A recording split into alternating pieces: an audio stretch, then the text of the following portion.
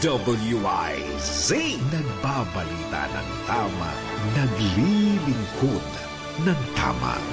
Bawal ang babagal-bagal, bawal ang kukupad-kupad. Mabilis na ang panahon, kaya maiiwan ka kapag hindi ka nakasabay sa bilis ng panahon. Presyo ng gasolina, saan traffic, saan hindi? May strike ba o wala? At mga balitang importante sa buhay ng commuter na Pinoy sa DWIZ.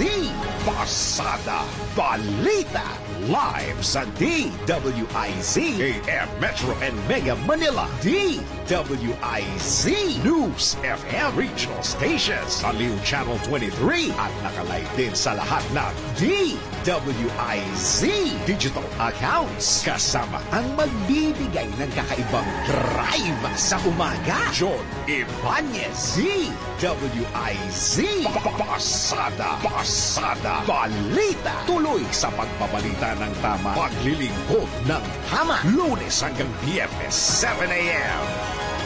Todo balita, Lunes hanggang Sabado, dito sa DWIZ-FM 89.3 News Radio Dagupan.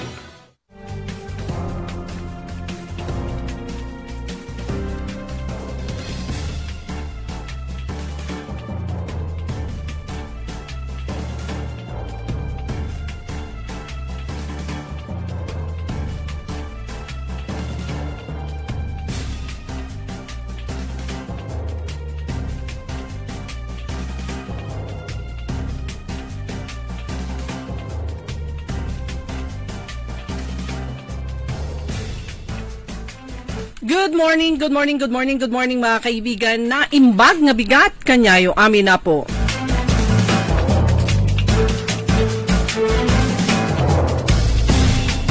Araw ng Lunes, ngayon ay July 7 at oras na ng ating programang Todo Balita at Komentaryo sa DWIZ Dagupan. Muli tayo ay magkakasama-sama hanggang alas 6 ng umaga. Inyong maririnig mga balita kaganapan sa lalawigan ng Pangasinan, sa ibang bahagi ng bansa at sa ibayong dagat. Ang inyong katoda balita, ako si Liway Manantan Iparagire. Ang aking partner si Kaaron Susan niya daw. At sa technical kasama natin Kaaron Richard Olanday. Sa ulo ng mga balita sa Balitang Nasyonal, 20 pesos kada kilo ng bigas nationwide malapit na ayon kay Pangulong Marcos.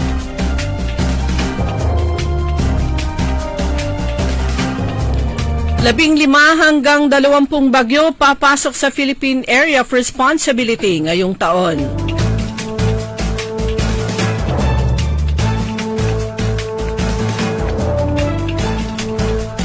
Makati Subway, abot tanaw na.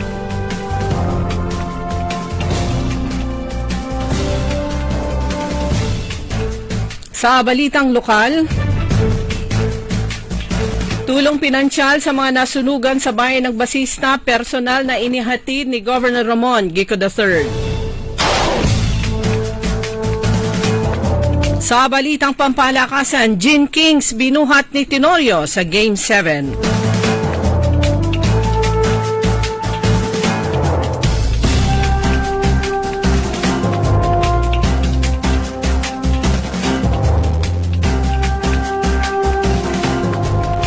At ngayon sa detalye ng ating mga balita.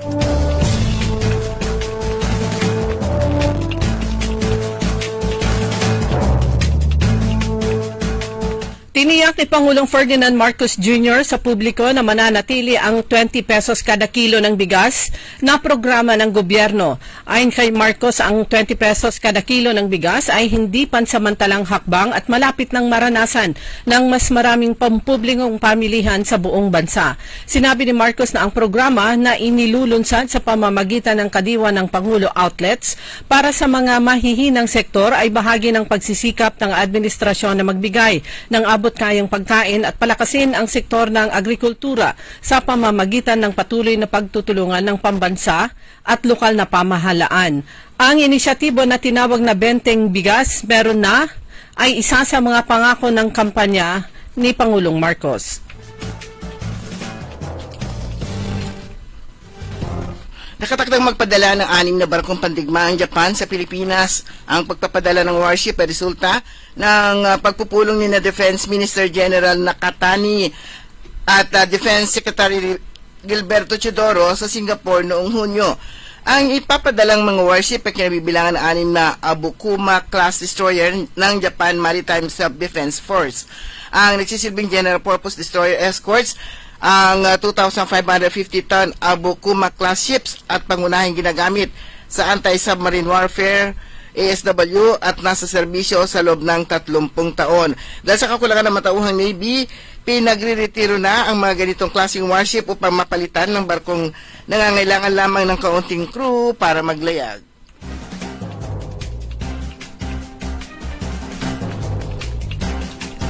Inaasahang 15 hanggang 20 na bagyo ang papasok sa Philippine Area of Responsibility sa ikalawang bahagi ng taong 2025. Ayon sa Pag-asa, ang nasabing bilang ay saklaw ng taunang average na 19 hanggang 20 tropical cyclones na makakaapekto sa bansa kada taon. Nasa 8 hanggang 9 na bagyo naman ang tipikal na nagla-landfall o tumatama sa bansa.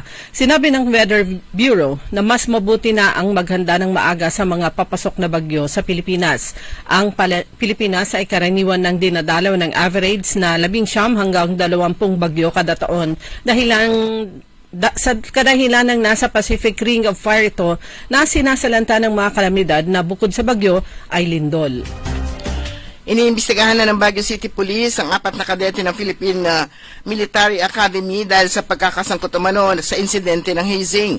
Batay sa investigasyon ng pulisya, ang biktima ay isang 4th class cadet ang nakaranas sa buwan na hindi makataong pagpaparusa at panghihiya mula September 2 hanggang September 29, 2024. Paulit-ulit umano sinasaktan ng biktima sa barracks tulad ng mga panununtok at labis na parusa na naging dahilan ng pagkulaps ng biktima dahil sa sobrang pagod.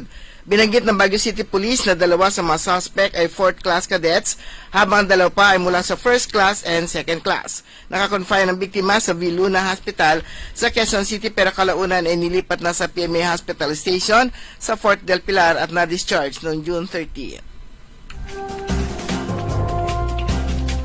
Inaasahang makokontrol ng lungsod ng Makati ang Makati Subway Project kapag napagtibay ng Singapore International Arbitration Center ang kasunduang magwawakas sa legal na usapin sa pagitan ng LGU Makati at ng dating private partner nito.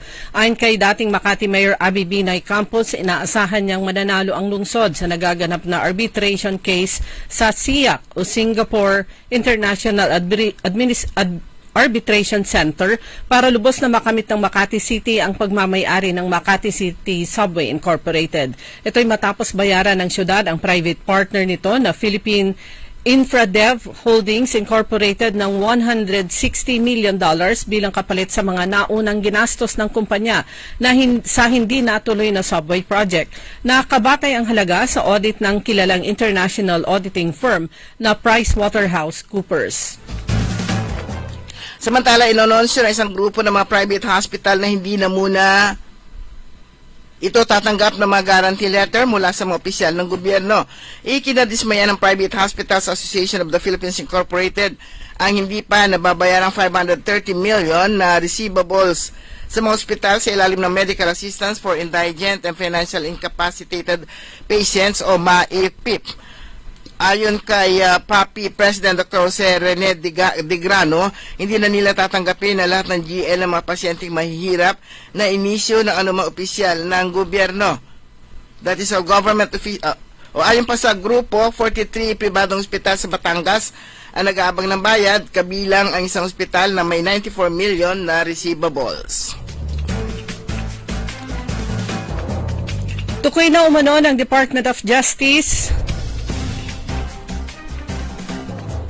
ang lugar sa Taal Lake kung saan ibinoon ang mga nawawalang sabungero. Sa panayam kay Justice Secretary Crispin Rimulya, may lead at mga saksi na makapagtuturo umano ng eksaktong lugar ng sisirin upang mahanap ang bangkay ng mga nawawalang sabungero.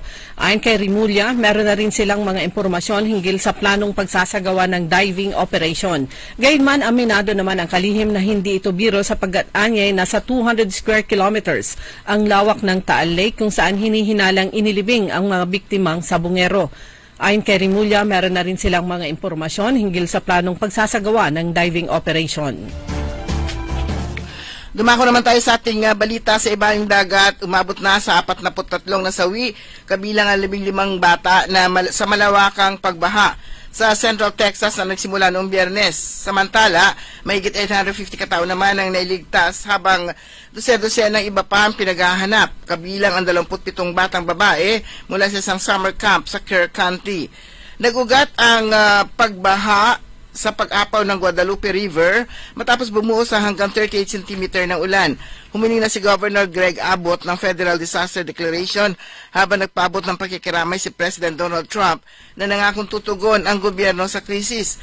Isinisi naman ng ilan sa dating pamunuan ng National Oceanic and Atmospheric Administration o NOAA ang kakulangan ng sapat at maagang babala, pati na rin ang kakulangan ng matauhan dulot ng budget cut ng Administrasyong Trump. Lumako naman tayo sa mga balitang lokal. Isinagawa kamakailan ang pamamahagi ng unang batch ng tulong para sa mga displaced overseas Filipino workers o mga OFWs sa 3rd District ng Pangasinan sa ilalim ng programang Agarang Kalinga at Saklolo para sa mga OFWs na nangangailangan.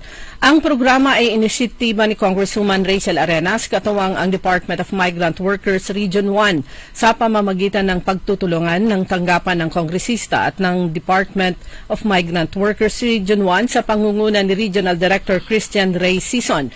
Nakapagpamahagi ng kabuang 850,000 pesos na tulong pinansyal sa 14 na benepisyaryo mula sa 6 na bayan ng 3rd District.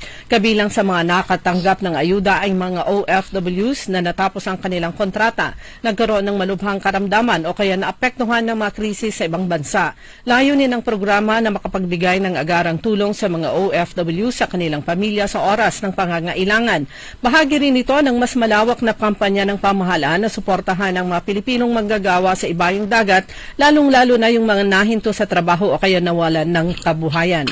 Matatandaan na isa si Congresswoman Rachel Arenas sa mga mambabatas na nagpanukala ng pagbuo ng isang ahensya ng gobyerno na nakatutok lang sa mga OFWs. Binigyan ng pagpupugay at pagkilala ng Department of Environment and Natural Resources Environmental Management Bureau o DNR-EMB Region 1 ang pamahalang lungsod na Alaminos dahil sa mga best practices at natatanging programa nito na nagsusulong sa maayos at mabuting pamamahala at pangangalaga sa kalikasan at pagtalima sa mga environmental laws.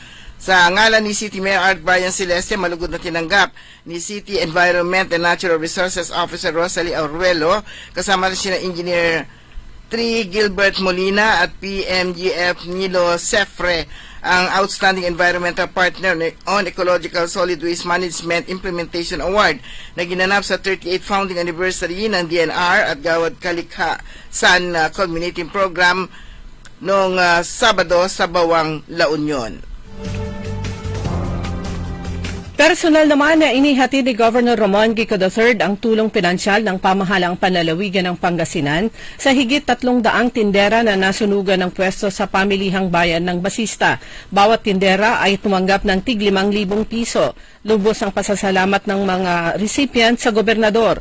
Ikinatuwa rin nila at ng local government unit ng Basista ang paniniyak ni Governor Ramon Gico III na maglaan ang pamahalaang panlalawigan ng 10 milyong pisong pondo upang mapabilis ang muling pagpapatayo ng palengke. Kasama ng gobernador sa kanyang pagbisita at paghatid ng tulong sina Board Member Philip Theodore Cruz at Board Member Attorney Heidi Pacheco ng 2nd District, Provincial Administrator Milicio Patage II at PSWDO Head Annabel Roque.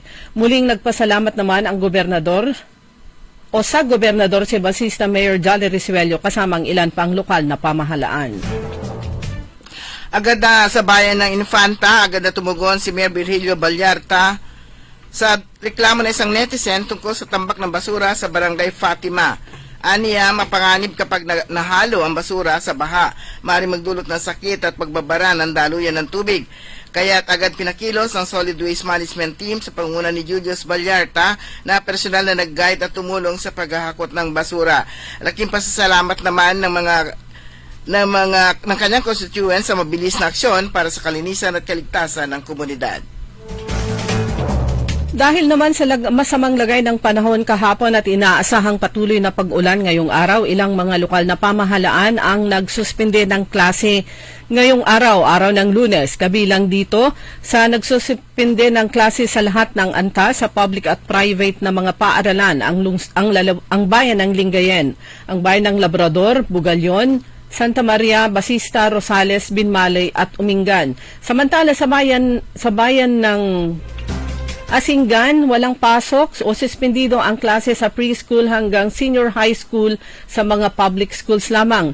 Sa Binmalay naman, mula kinder hanggang grade 12 sa public and private schools. Nagtipon ang mga Katolikong pinuno at kawani ng lokal na pamahalaan ng Mangaldan sa Municipal Chapel para dumalo sa isinagawang First Friday Mass noong July 7. Nagsilbing sponsoring department sa nasabing misa ang Budget at Accounting Office sa pamumuno ni na Municipal Budget Officer Julieta Petonio at Municipal Accountant Josie Bulataw. Sa naging homily ni Reverend Father Raimundo de Guzman, ang kura paroko ng St. Thomas Aquinas Paris, ibinahagi niya ang kwento ni Matthew na kabilang sa 12 disipulo ng Diyos. Ayon kay Reverend Father de Guzman, si Matthew ay ginamit na impyerno ng Roma para sa hindi makataong pangungulekta ng buwis sa kanyang kapwa Hudyo. Sa kabila ng pagpapagamit at mga kasalanan, siya ay pinatawad ng Diyos dahil nakita nito ang magandang pagbabago sa buhay ni Matthew. Nais pabatid ng pari na ang Diyos ay mahabagin at mapagpatawad sa kabila ng mga nagagawang kasalanan ng salibutan na may kaakibat na pagsisisi at pagtitiwala sa Kanya. Dumako naman tayo sa mga balitang pampalakasan. May dahilan kung bakit ibinalik si veteran guard L.A. Tenorio sa official lineup ng Barangay Ginebra. Inisinalpak ang 40 years old na si Tenorio ang game-winning 3-point shot sa huling 3.1 na segundo para sa 88 kontra 87 na pagtakas ng Gene Kings sa San Miguel Beermen sa Game 6 para itabla ang kanilang Season 49 Philippine Cup semifinals. Ang kanilang laro ay ginanap kahapon sa Araneta Coliseum. Samantala, kaliwat kanan na ang selebrasyon bilang paghahanda sa hosting ng bansa sa prestigyosong FIVB Volleyball Men's World Championship Philippines 2025. Gaganapin ito sa buwan ng Setyembre. Sa banyang kabuuan ng ating newscast, sa ating todo balita at komentaryo, kami po yung mga tagapagbalita. Ako po si Susan Valdez Yadaw. Ako naman si Liway Manantan Iparagire. Ang oras po natin alas 5:18 ng umaga. DWIC. Ang balitang ito ay inihatid sa inyo ng Bingo Plus. Download Bingo Plus app now on Google Play and Apple App Store for a chance to win up to 935 million pesos jackpot prize. Visit bingoplus.com to learn more. With Bingo Plus, bingo sa saya plus sa panalo. Gaming is for 21 years old and above only. Game responsibly. Keep it fun. Magandang araw po sa ating lahat, sa ating mga bisita. Inaanyayahan ko po kayo sa aming lungsod ng Alaminos para po mabisita at ma-experience ang ating mas pinagandang 100 Islands. Marami na pong pagbabago sa ating mga isla at sana makita namin kayo dito sa aming lungsod para po makapag-swimming, makapag-enjoy kasama ang inyong barkada at ang inyong pamilya. Tara na! Dito sa Alaminos City para sa ating 100 Islands. Ang patuloy na pagpapaganda sa 100 Islands National Park at lungsod ng Alaminos ay pinangungunahan ni Mayor Art Brian Celeste. High blood, salot, milyong-milyong katao na ang namamatay sanhi nito. Kaibigan, baka ikaw na ang susunod. At ni Mrs. Flor de Lisa Barbosa, ti Rosario, Santiago City. Agtawenak ti 63. Manungatawin nga aglutluto ako, tada karinderyak. Mariknak agpipikal. Ti imimak iso nga nangyagak ti radyo, dati agas nga pao di arko. Pinadas ko. Mayat-mat ti epekto na. Duti food supplement nga napadpadasa ko. Awan ti epekto na. Dato'y pawdi arko, idi nagtumarak, manungal daw lang, han nga agpipikal ti imakon. Awisen kay nga mangpadas, tapnod may katmat, dagita rik-rik na inyo, saksakitin nyo. Kaya kaibigan, buhay mo'y ingatan. Mag-Aldrich Pau de Arco Herbal Capsule na para kalusugan mo ay garantisado. Hoy mga suki, hanap nyo ba ay mga murang bilihin, malinis at sariwang pagkain sa pang-araw-araw at handaan tuwing may okasyon? May suggestion kami sa iyo. Tayo na sa Macador Market na kung saan inyong mabibili ang mga mura, sariwa, malinis at ligtas na bilihin tulad ng karne ng baboy at baka, manok, isda, gulay at iba-ibang sangkap sa pagkain. Matatagpuan din sa Macador Market ang dry goods, groceries, eateries at fruit section. Kaya ano pang hinihintay nyo? Gawing bongga ang handa mo everyday with Macador Market. Macador Market is open from 4 a.m. to 8 p.m. Visit us at Macador Market, Galvan Street at Zamora Street sa downtown Dagupan City. DWIZ. Liway Manantan At Susan Yadaw sa Todo Balita.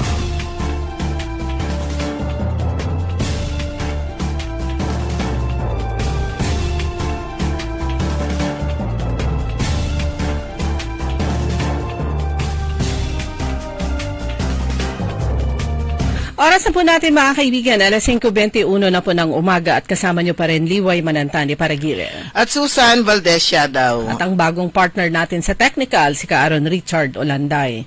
So ngayon, Monday, so sa mga local government units, merong mga flag raising programs, meron siguro yung magiging simple lang kung sakasakaling umaambon o kaya umuulan na. Pero doon sa bayan ng Kalasyaw mga kaibigan, nung nakaraang flag raising ceremony nila, may paalala si Mayor Patrick Agustin Karamat sa kanyang mga kababayan. Napansin niya, maraming late sa flag raising. So, tinitignan ko itong pinost sa, ito yung Information Office, Facebook nila, Kalasyaw Information Office. Meron siyang paalala sa mga kapwa niya lingkod bayan sa LGU Kalasyaw. Pero bago yun, ang flag raising kasi nag-uumpisa 7:30. Pero sabi niya dito, napansin ng kanilang administrator na, yun nga, maraming late, pero napansin at yung, kinoconsider din nila yung ilang mga kadahilanan, kagaya ng marami sa mga magulang na bago dumiretso sa school, bago dumiretso sa opisina, dadaan muna nila yung kanilang mga anak sa school. So sabi niya dito, I just have a few reminders sa inyo pong lahat, sabi niya. In the succeeding weeks, as per our administrator, nag-request siya, baka masayang daw yung kojik ninyo. Yung mga tinatapal sa mukha. Kaya sa complex na raw, magpa-flag ceremony alas 8 ng umaga. Pero yung una, yung nabasa kong una, sabi niya, 7:30 nga. So, sabi niya, very observant yung aking napiling administrator. Napansin niya daw kanina, nung papunta siya dito, marami ang naghahatid ng kanilang mga anak sa school. So, ni-request niya, baka pwede ilipat yung flag ceremony ng alas 8 ng umaga. Kada Lunes. To give way sa mga nalilate. Sa mga magulang na yun nga hahatid pa nila yung kanilang mga anak sa mga school plus para hindi nga sila nakabilad sa araw o lalagay na sa complex. At saka na rin yun kasi kapag umuulan para yun hindi na lipat-lipat. Pero ang laking ang laking bagay noon para din sa mga naghahatid ng mga bata. So wala nang dahilan pa para sila ay malate. Ayan. At saktong office hours na yung kanilang flag raising ceremony. Pero hindi ibig sabihin antayin yung on the dot kayo ng alas 8. True. Ayan. So, kailangan din nilang mag-adjust. So, kung ang pasok ng mga bata is 7:30, mas maaga pa rin yung nila. Oo. Mas maaga pa rin yung kanilang pasok din. Baka naman 7:30 pa lang rin sila maalis ng bahay. Meron din dito, bahagi ng kanyang yung kanyang speech nung una, sabi niya, sa lahat ng job workers, mga contract of service, I am giving you 1 month also.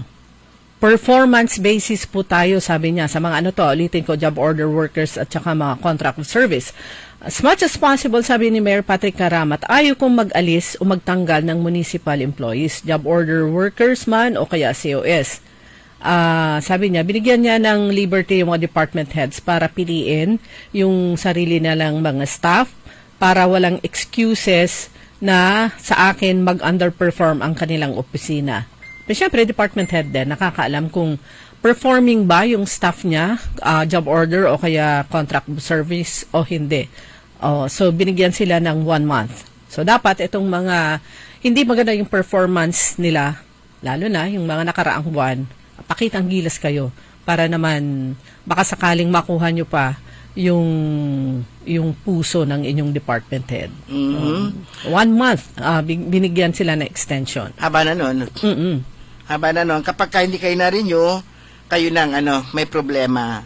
Pero since Lunes ngayon, bigyan muna natin ng daan yung mga walang pasok. Ayan, walang pasok ang mga eskwelahan sa classes in all levels sa bayan ng Sual at ito pa sa bayan ng Asinggan, sa bayan ng Lingayen.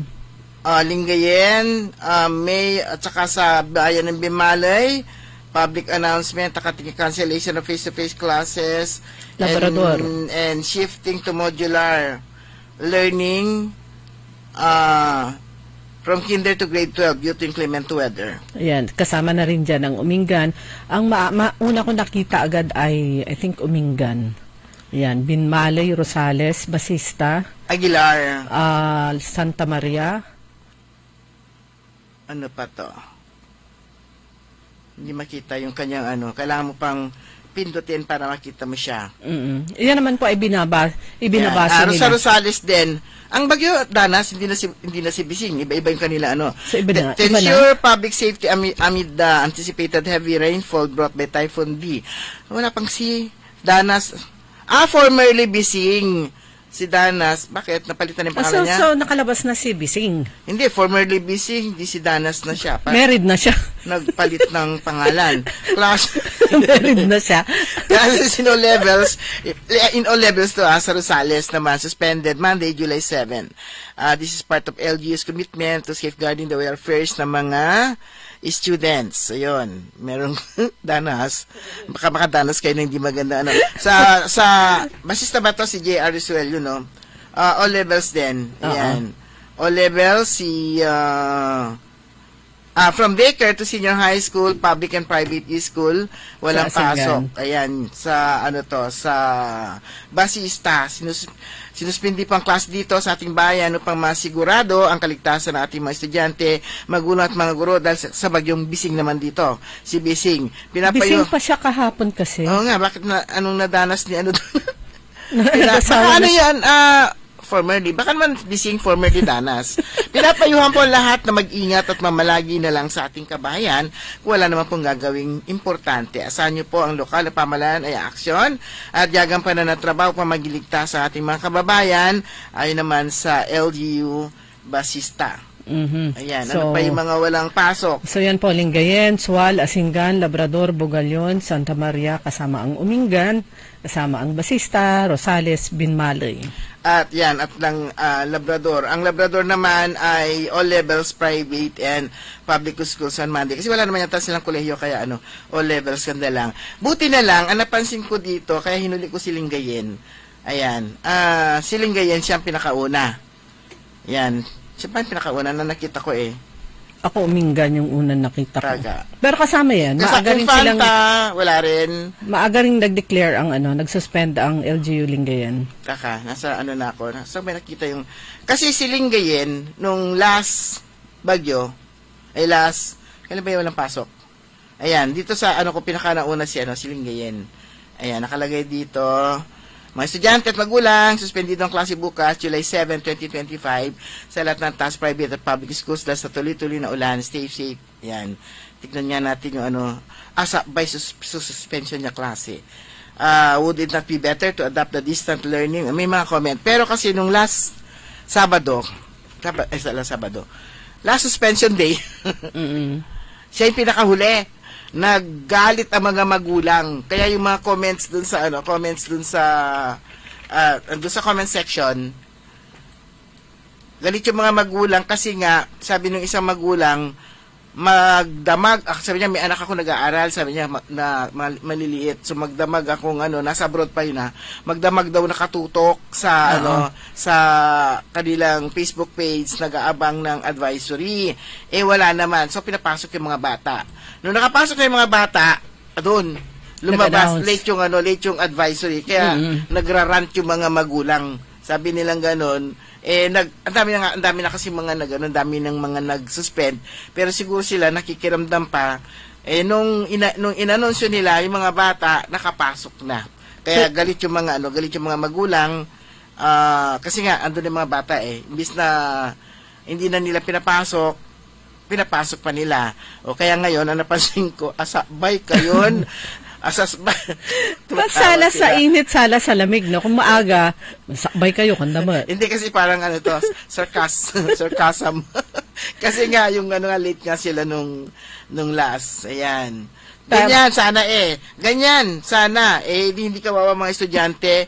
Lunes bukas, flag ceremony. Hindi na mag-apor ang bumangon mga estudyante dahil maaga kayo ngayon nag-abiso. Ganyan dapat. Ituloy-tuloy nyo yan.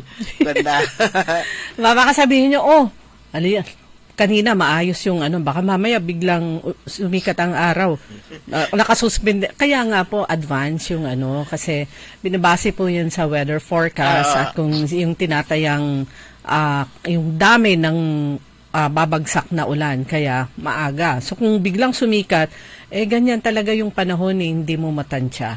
Pero mas maigi na yung beforehand ay suspension. Pero meron akong nabasa kasi. Sabi pa rito, maong tamaaga.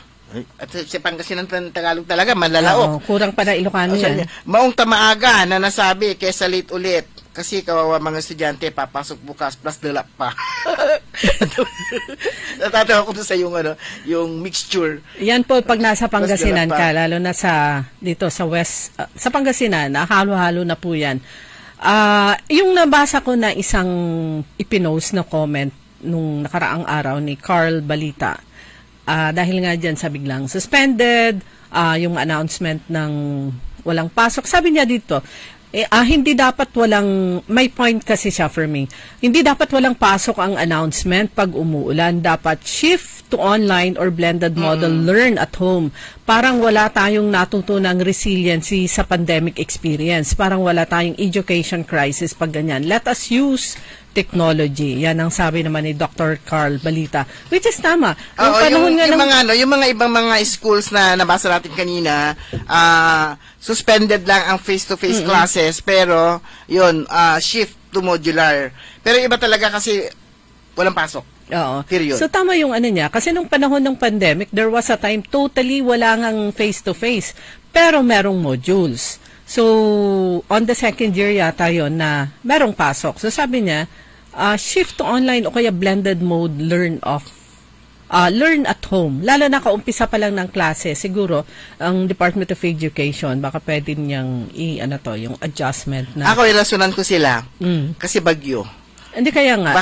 Baka mawala ng kuryente anytime, parang gano'n. Hindi, sabi naman niya or blended mode. So but anyway, kaumpisa pa lang July, ito po yung unang pagkakataon na balik sa July. Pero pasok. Tayo naman, ang napansin naman natin. June nag-umpisa. Ang napansin naman natin, wala pang bagyo. Maulan pa lang. Kumisan niya, mahangin lang. Kung ano na lang, sinususpindan na nila ng klase. Ano nang gamit ng mga kapote, payong. Wala na. Sisipunin yung mga bata. Noon tayo kailangan mag-signal number 3 pa bago pa i-suspend yung klase. Gusto nating pumasok pag may ulan. Kaya hindi na mabenta ngayon nawala ng silbi ang kapote. Payong na lang kasi payong magagamit mo siya sa mainit na panahon.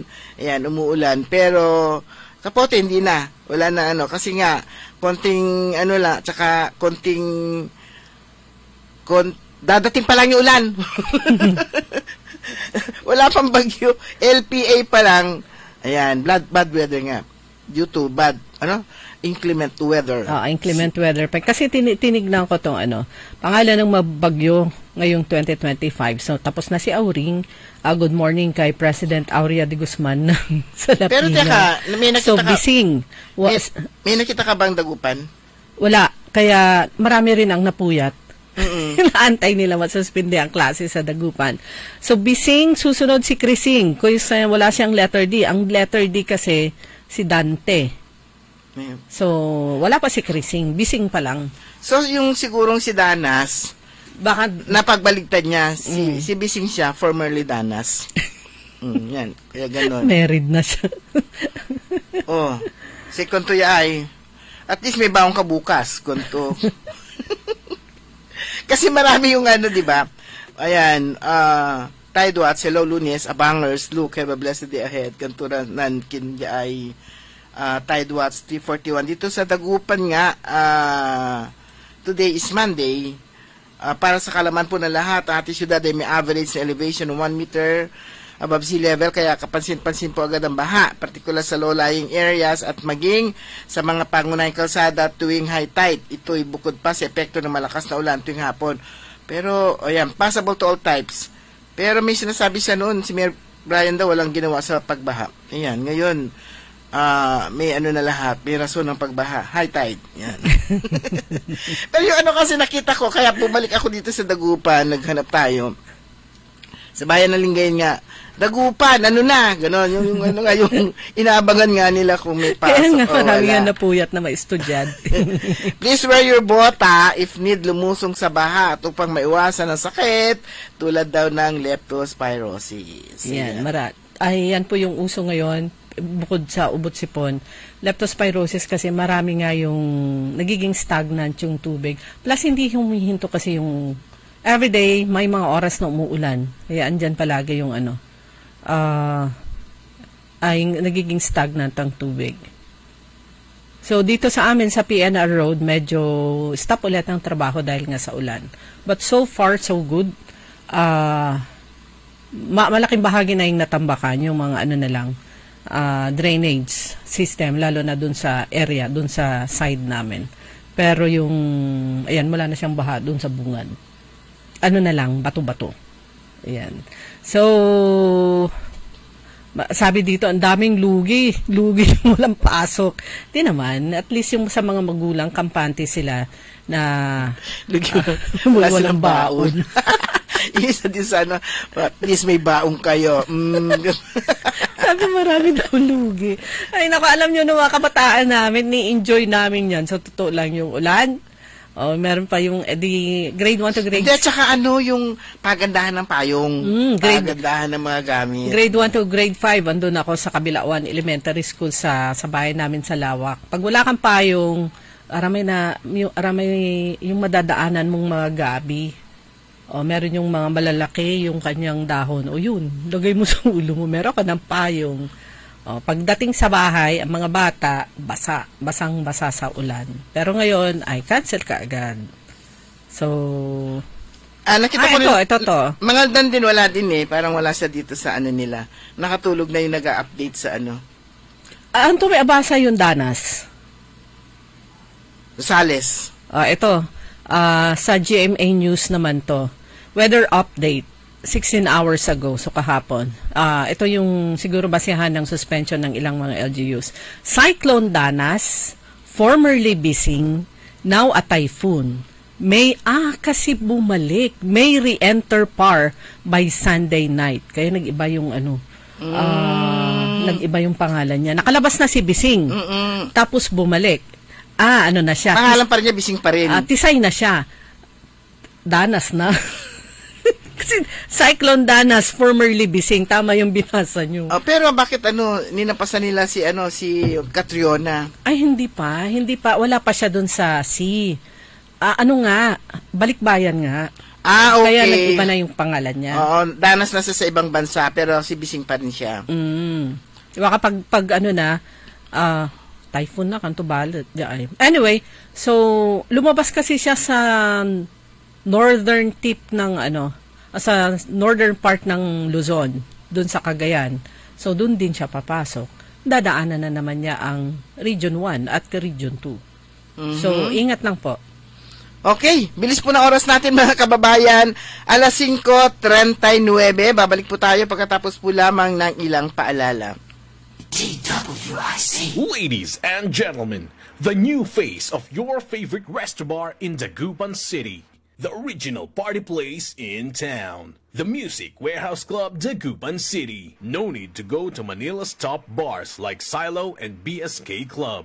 Dagupan has it all. Fully air-conditioned with free entrance, free parking, and restrooms for all. Doors open at 7 p.m. Do well, live well, and dress really well. Find us at Paris Street, Barangay Pogo Chico. Contact us at 075-522-2617. Reserve your tables now. High blood, salot, milyong katao na ang namamatay sanhi nito. Kaibigan, baka ikaw na ang susunod. Ako ay si Maria Lunag ng Cordon Isabela, 16 years old. Yung asawa ko may diabetes, cholesterol, may high blood. Narinig ko sa radyo, mabisa daw yung Pau capsule. Bumili ako, pinainom ko sa asawa ko. Gumaling siya at lumakas.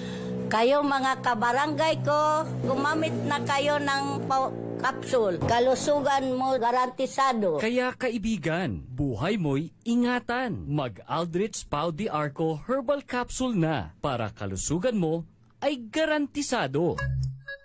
Uy Suki! Manaanap kayo na mamuran sa saliwan? Malinis tan sariwan panangan para at agaw-agaw yapon siya no walay okasyon? Walay suggestion needs si kayo.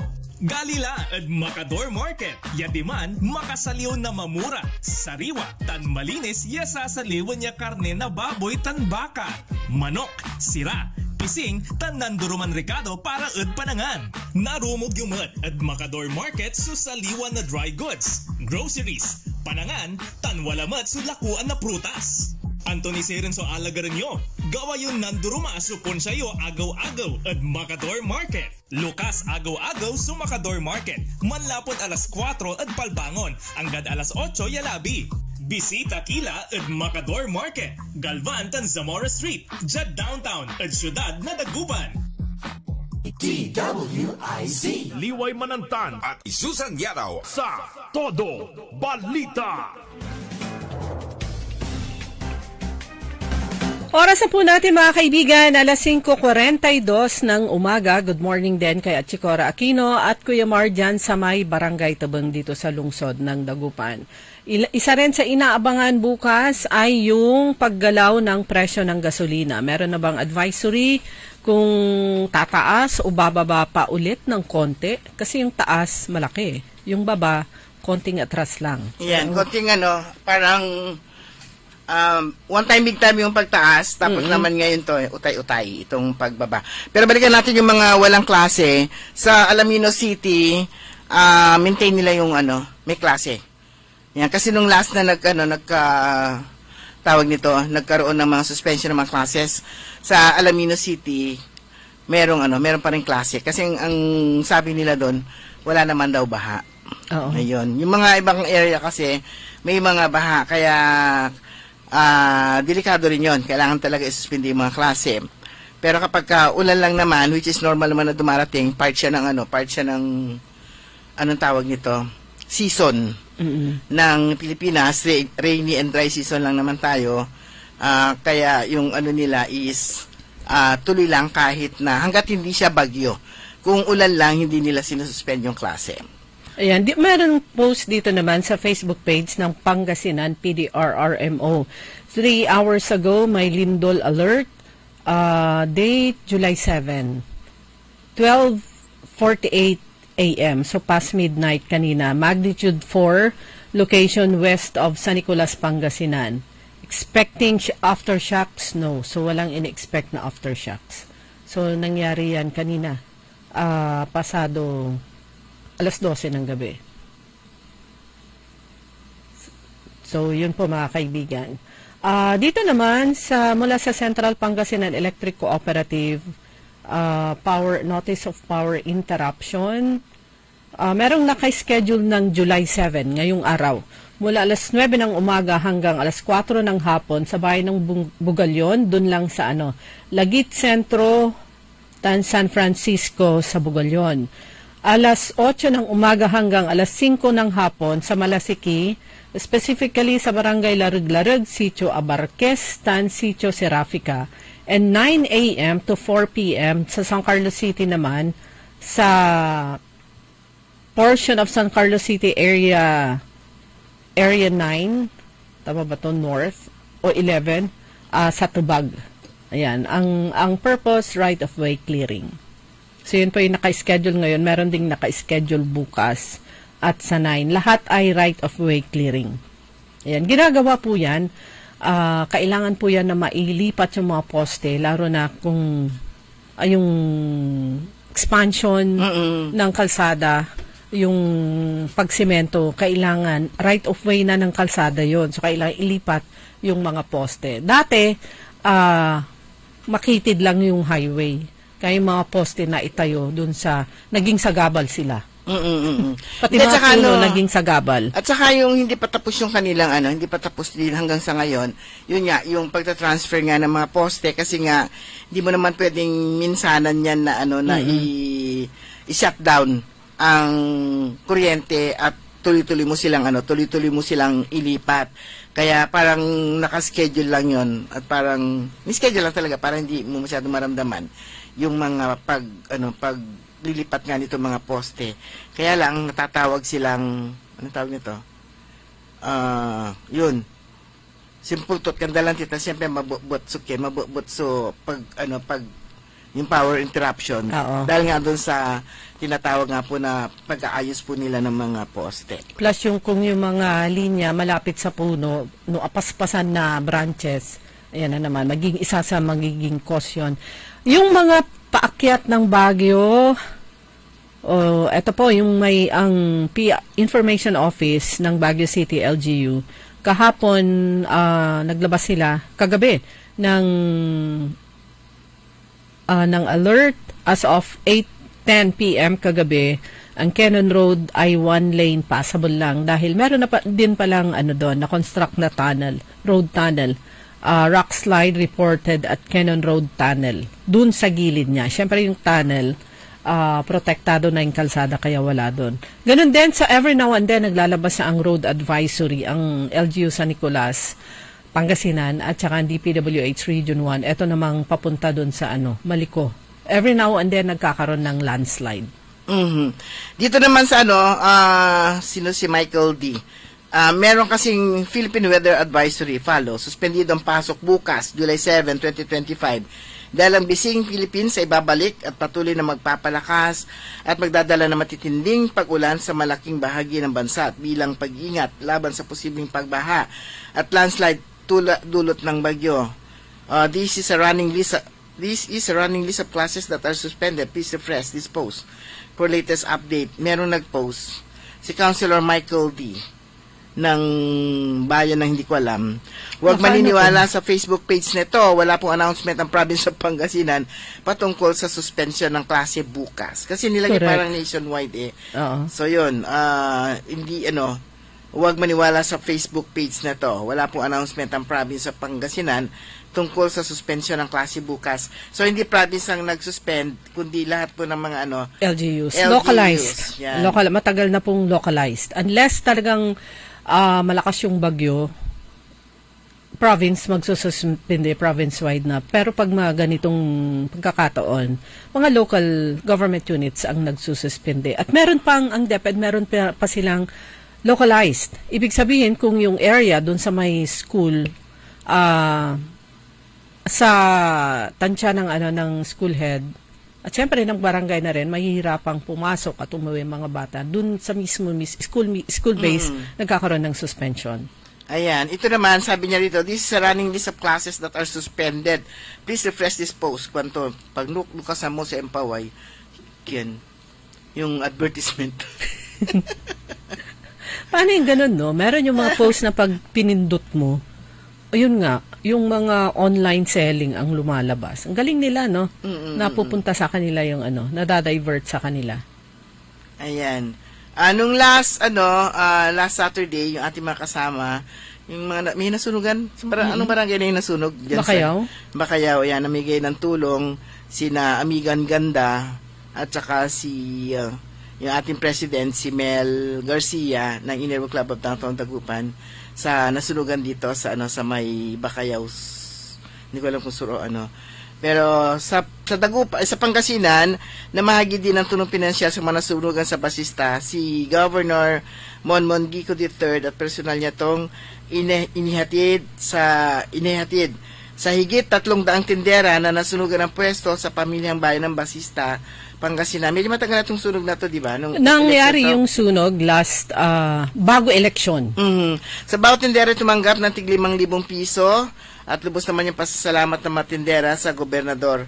Ikinatuwa rin nila at LGU basistang paniniyak ni Governor Gico na maglalaan ng pamahalang palalawigan ng 10 milyong pisong pondo para dumapabilis sa muling pagpapatayo ng palengke. So kasama ni Governor sa pagbisita at paghatid ng tulong sina Board Member Philip Cruz at Attorney Heidi Pacheco at si Provincial Administrator Milicio Patagi at PSWD Head Annabel Roque. Ayan. Muli nagpasalamat naman sa Gobernador si Basista Mayor Jolly Risuello at kasama ilang pang LGU officials. Yan. So yan po yung ating balita sa bayan ng Basista. Agad-agad naman silang nung a day or two after the sunog, binagyan sila ng relocation site para tuloy-tuloy pa rin silang makapagtinda. Plus, syempre, yung mga kababayan nila, sabi nga ni Mayor Jolly Risuello, kailangan nila ng kahit talipapa para hindi na sila pupunta ng San Carlos or pupunta ng Bayambang or pupunta ng Malasiki para pinakamalapit, Bayambang tsaka San Carlos. So, yan, yan ang pinakamasaklap na mangyayari sa mga nagtitinda sa palengke pag masunog yung kanilang pamilihang bayan. Siyempre, madidisplay sila, mawawalan sila ng pagkakakitaan for a while kapag hindi magawa kaagad ng paraan na mabigyan sila ng isang lugar para sila ay makapagtinda. Pero yun nga, malaki yun 10 million para naman sa construction ng public market ng Basista. Kung kulangin man yon, at least konti na lang yung at least masisimulan yung tawag nito. Pero kung hindi nila susundin yung government price. Oo. Tapos na yung hospital na yun. Tapos na yung palengke na yun. Yeah, at saka magiging 2-story na yung kanilang palengke. Parang kuminsan yung mga nasusunugan, kuminsan parang blessing in disguise kasi naaayos yung kanilang mga palengke. Pero alala ko yan, yung first term ni Mayor Jolly Risuello, isa sa mga agad na kanyang ginawa na alala ko tuloy si former Mayor Leopoldo Batawil na declogging ng kanilang mga canals. Ganun din ang kanyang ginawa within the public market. Diniclog yung mga drainage dahil barado. Pero eto nga, nagkaroon ng problema last year, etong last month, pero ayan po, tutulong ang probinsya para muling makapagpatayo ng public market sa Basista. Ayan. Good morning, Kuya Benjetan. Ayan. At inuulit din natin yung ating pagbati sa ating kasama sa Inner Wheel Club, si Ma'am Cheryl Ann Nortarte Tamayo, buo ng BGMP Urdaneta sa hindi ko alam kung ano title ng kanyang award pero national award sila sa environment. At yun nga yung project natin na Gulayan. Hindi, yung butika sa hardin ng Piitan. Ayan, so yung mga mga herbals. Yan. At mas naayos na ni Ma'am Cheryl kasi bawat halaman may title na kasi tayo hindi natin alam kung ano yung mga title nakalagay. Yan yung typical na mga yung mga butika sa garden nakalagay kung ano yung mga pangalan ng mga halaman. At saka kung anong gamot, kung anong para gamot saan.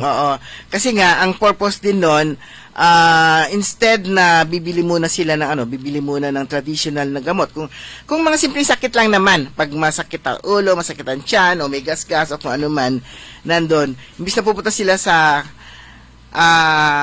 butika para bumili, sa pharmaceutic at parmasya para bumili ng gamot, doon na sila pupunta sa kanilang butika sa hardin. Titignan nila doon kung alin doon yung pwedeng herbal na magamit. Kasi yung mga gamot din naman ngayon, may mga gamot naman ngayon naman na galing naman talaga sa mga out of halaman. herbal, oo. Kagaya nung di ba, yung mga nakasanayan din ng mga magulang, kapag inuubo yung kanilang anak, anong una? Oregano? O kaya ampalaya, yung dahon, itaksaw dalabat mainit na tubig, sandaling tapos, o kaya diretso na, hugasan yung dahon tapos pipigain. Yung katas, yun yung ipapainom ang gano man, sugak-gak, sugaw. Hawakan mo kabilang. Yan. Diba? Ganyan yung gawa nun eh. Oo, mapalik lang naman. Sasabihin, uy, ito pala maganda. Pero yung maganda para sa ganitong sakit. Pero dati nang alam ng ating mga lolo-lola at mga magulang. Na maganda yon. Kaya ito yung mga halamang gamot. Kaya lang, meron na kasi ngayon, minsan yung parang mas mabilis. Sabi niya, punta ka pa dyan meron na nga gamot, bibili na lang. Yan. Tamad ka na magtartar. Yung kung ano yung ritual na gagawin mo, tsaka mapait naman talaga. Imagine, di ba? Imagine nyo, yung bata, yung baby, paiinumin ng katas ng ampalaya, o kaya katas ng oregano. Pero sabi nila, oregano masarap eh. Wala daw siyang wala naman daw siyang ampalaya, grabe. Wala siyang masamang lasa. Yan. Pero maraming maraming na ibibigay itong ampalaya, maraming na para kasama na siya doon sa sa yung accredited ba or yung kung ano yung term nila doon na talaga nakakagamot siya. Kasi maraming mga herbal plants na kinukonsider na nakakagamot, pero yung hindi ko lang kung ano yung term doon na talagang kinikilala na siya as talagang herbal medicine siya. Actually, ang dami na pong mga books patungkol dito. Meron yung dating former DOH Secretary of Health. Hindi ko alam kung si Dr. Galvan. Nag-publish din siya ng libro. Ito yung mga halamang gamot. So, marami na po yun. Pero, syempre, matatanda po natin. Alam na, kabisado yan.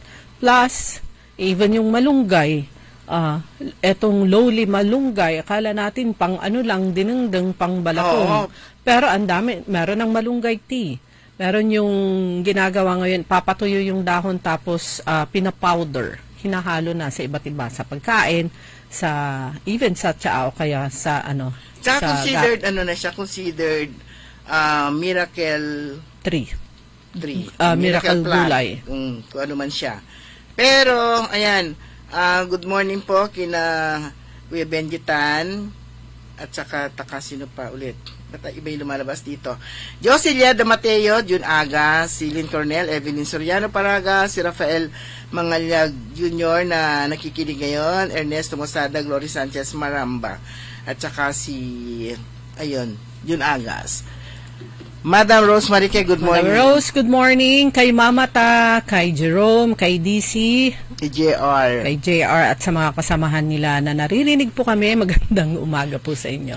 Ayan, speaking of sa environment, binigyang pagkilala. Sipag naman talaga nito si Madam Rose Aruela. Buhat nung siya yung maging mabuo yung department niya, yung department, ano na ba yung kanyang department? Andito na. City Environment and Natural Resources Officer, Senro nga. Yan. Si Madam Rose, siya yung tumanggap ng kanilang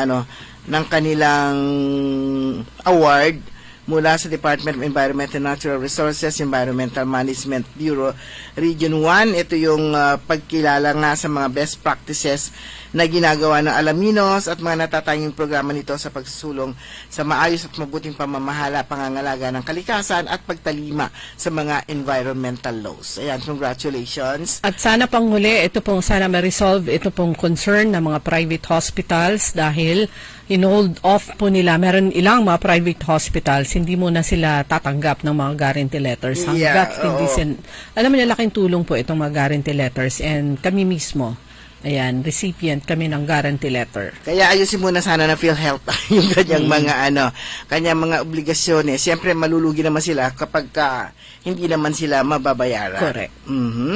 Pero ang bilis po ng oras natin, mga kaibigan. Ganap na po alas 5:59. Wala na po tayong, alas 6 na, sa minuto na lang bago alas 6 ng umaga.